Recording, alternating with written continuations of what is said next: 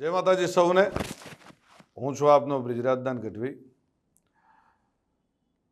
થોડાક દિવસોથી એક જે વિવાદ ચાલી રહ્યો છે, એક ભાઈ એમના સંસ્કાર મુજબ જેમ આવે એમ બોલી રહ્યા છે। હું મારા સંસ્કાર મુજબ જવાબ દઈશ। એના સંસ્કાર એના સ્ટેજ ઉપરથી એના અંગત જીવનથી બધા આપ વાકેફ છો, મારે આપ સૌને કંઈ કહેવાની જરૂર નથી, પણ મારા જે સંસ્કાર છે એમને હું એવી રીતે જવાબ દઈશ।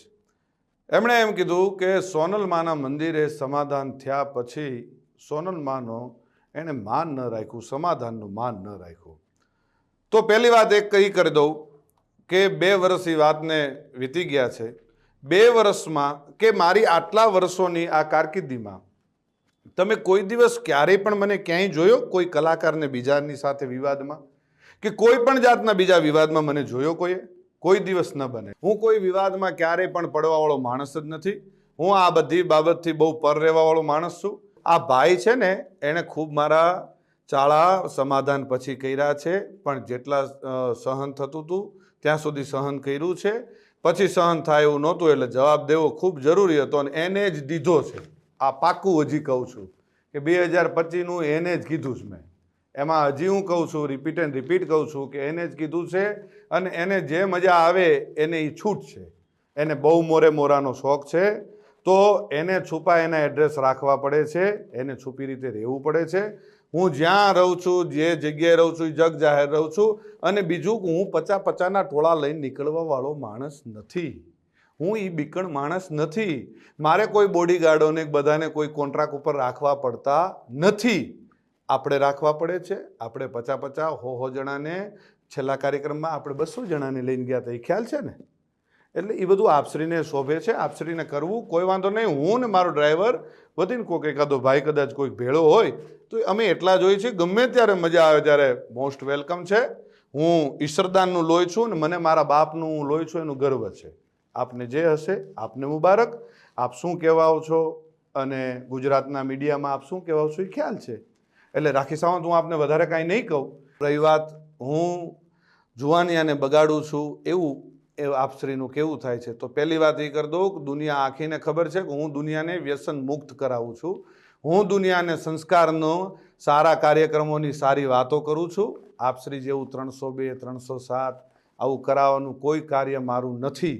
ક્યારેય પણ હું કોઈ અશ્લીલતા ઉપર ક્યારેય અશ્લીલ શબ્દ મારા સ્ટેજ ઉપરથી નથી આવ્યો। જે આપના સંસ્કાર મુજબ આપ ખૂબ સરસ રીતે જે આપના સંસ્કાર આપ દેખાડો છો એ મારું ક્યારેય હું કોઈ અશ્લીલ શબ્દ નથી બોલ્યો, કોઈ બેન દીકરી માટે ક્યારેય કોઈ હું ખરાબ વાત નથી કરી। આપને શોભે એ આપ કરો છો, આપને મુબારક। અને મોરાનો જ્યારે પણ શોખ હોય ત્યારે કોઈ પણ જાતનું મનમાં ન રહી જાય, મનમાં ન રાખતા। વેલકમ છે અને મોસ્ટ વેલકમ છે। મારે તમ તારે કોઈ બીજી આપની સાથે બીજી ચર્ચાઓ નથી કરવી, બીજી વાતો નથી કરવી, પણ મારા ચાહક મિત્રો, મારા બાપુના ચાહક મિત્રો, લાખો કરોડો ચાહક મિત્રોને માઠું લાગ્યું છે। અને આ માત્ર તમે મને એકને નથી કીધું, ચારણ સમાજને કીધું છે। તમે જે શબ્દ વાપરા છે મને મારી એક માટે નથી વાપરા, ચારણ સમાજ, આખા ચારણ સમાજને તમે સંબોધીને કીધું છે। અને બીજું કે જે આપશ્રીના રોટલા ચાલે છે ને એ કોના થકી ચાલે છે ખ્યાલ છે ને? મારા પરિવારનું હું નથી કહેતો, ચારણો થકી ચાલે છે। અને જે આપ પાછળથી જે કંઈ ચારણો માટે કોમેન્ટ કરો છો, જે કંઈ કરો છો, માપે રહેજો, મજા આવશે। બાળકોને બાયું ચડાવવાની કે જુવાનિયાને બાયું ચડાવવાની શીખવાડવાની વાત કરો છો તો એ તમારે ઓલો બાળક જે આવીને બોલે છે એ કોણ? એ કોઈને ખબર પડે? એ સ્ક્રિપ્ટેડ છે આ બધું, એ નથી ખબર પડતી? એ બાળકને તમે સમજાવીને એક ભાઈ તમને આવીને કાનમાં કહી ગયો અને એ છોકરો આવીને તમને કહે, એલા ભાઈ આ બાળકને તમે જિંદગી નથી બગાડતા? અત્યારથી આ બધું શું શીખવાડો છો? ચકલા બાજ નહીં બન જાતા, આ શું છે? શું તમારા સંસ્કારો ખબર પડી જાય છે।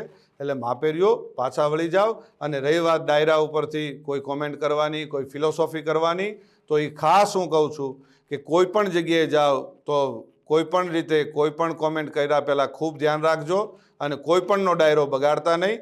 આ વિડીયોના માધ્યમથી એટલે હું જવાબ દઉં છું, કાલ ડાયરો મારોય હતો પણ એ બીજા બધાને શું વાંક? મારે બીજા બધાનો જે કંઈ આપણે વાતો કરવા જઈએ છીએ એટલે એ બધી વાતો મેં કરી। અને ખંભાળિયા જે ડાયરામાં હું બોલ્યો એ સંપૂર્ણ મારા પરિવારનો ડાયરો હતો, મારા સમાજનો ડાયરો હતો, એટલે હું બોલ્યો હતો। અને જ્યાં જરૂર પડે ત્યાં બોલવાનું છે। અને જે તમને શોખ છે ને મોરાનો, એ મોરે મોરાનો શોખ તમતાર જ્યારે પૂરો કરવો હોય ત્યારે મોસ્ટ વેલકમ છે. આવી જજો મોજથી, મનની મનમાં ન રહી જાય એનું ખાસ ધ્યાન રાખજો. અને જેને લાગુ પડે એને નહીં, હું આપ શ્રીને જ કહું છું. શું? આ બ્રિજરાજદાન ઈશ્વરદાન ગઢવી આપ શ્રીને જ કહે છે, એટલે આ ખાસ વાતને યાદ રાખવી હો. અને જે ચાળો કરતા હોય ત્યાં કરવો. જૂનો રાફ ન છેડીએ એમાં જાગે કોક જડાગ. જે રાફડા કદાચ શાંત હોય એમાં હાથ ન નાખવા કે આમાં આપણે, અને ઝેરનું પારખું નકો જોવું હો. છોટો ઉંમર હોય પણ નાગ ન છેડીએ, અને ઝેરનું પારખ્યું નકો જોવું. નાગના ચાળા ન હોય, નાગના બચ્ચાના ચાળા ન હોય. અને હું ઈ માનું સંતાન છું, આ કાયમ યાદ રાખવું કે જેના આપણે નામને આપણે જે દુનિયામાં એના નામના એના ગુણગાન ગાઈએ છીએ ને, એ જ માનું હું સંતાન છું. એટલે કાયમ યાદ રાખવું. અને રહી વાત સિસ્ટમની, તો ભાઈ સિસ્ટમ અમારી શું છે એ આખી દુનિયાને ખબર છે. અને મારા બાપુજી વખતથી અમારી સિસ્ટમ ચાલી આવે છે. આપની સિસ્ટમ અમારામાંથી આવેલી છે, એ ભૂલી ગયા છો આપ શું સિસ્ટમ? અને અમારી કોપીઓ કરીને તમારે જીવન જીવવું છે. એટલે એ બધી વાતમાં રહેવા દો. ને રહી વાત 2025ની, તો આપશ્રી બોલ્યા હતા કે 2025માં હું કાર્યક્રમો બંધ કરી દઈશ. હું સિલેક્ટેડ એટલે શું? કેવી રીતે તમે સિલેક્ટ કરશો? આનો લેવાનો, આ જ્ઞાતિનો લેવાનો, આ જ્ઞાતિનો પૈસાથી? જ્યાં જઈએ ત્યાં સંબંધો બગાડીને આવીએ છીએ, નથી ખબર? ગમે એને ત્યાં મોઢા બગાડીને આપણે રૂપિયા લઈને સંબંધ બગાડીને આવીએ છીએ, નથી ખ્યાલ? બધી ખ્યાલ છે. બધી ચોખોટું, ઘણી બધી ચોખોટું હું કરું ને તો ઘણી બધી ચોખોટું થાય અને દુનિયા થૂ કરશે. એટલે મહેરબાનીથી, શાંતિથી તમે જે કરતા હોય એ કરી ખાવ. અને જેમ બંધમુઠ્ઠી છે, એ આ જે બંધમુઠ્ઠી છે ને એ જ જમાવટ છે. જો ખુલી જશે તો તમને કોઈ પણ રીતે સહન નહીં થાય. એટલે મહેરબાની કરીને શાંતિથી તમારું જીવન જીવો. અને આપશ્રીની એવી ટેવ છે કે આપણે સવારે બોલીને સાંજે ફરી જઈએ, સાંજે બોલીને સવારે ફરી જઈએ. રોજ આપણે ફરી જવું હોય એ આપશ્રીના ખૂબ સારી રીતે આપના સંસ્કારમાં હશે. અને ખૂબ ફરવું, કાચીડો જેમ રંગ બદલે ને એમ આપણે રંગ બદલીએ છીએ. એ તો આપની માટેની ઘણી બધી કહેવતો છે. આપને રાખી સાવંત કહે છે, આપને કાચીડો કહે છે, આપને શિયાળિયું કહે છે, બધા ઘણા બધા છે. અને જે 18 વર્ષને આપ સાથે લઈને ચાલવાવાળી હમણે જે આ 2025થી આપને જે ભાવ જાગવા માંડ્યો છે, ખબર નથી? મારી માફી માંગ્યા પછી મારી માફી, બીજી સમાધાનવાળી વાત મને અત્યારે યાદ આવે છે. સમાધાન? ભાઈ હું સમાધાન કરવા આવ્યો હતો?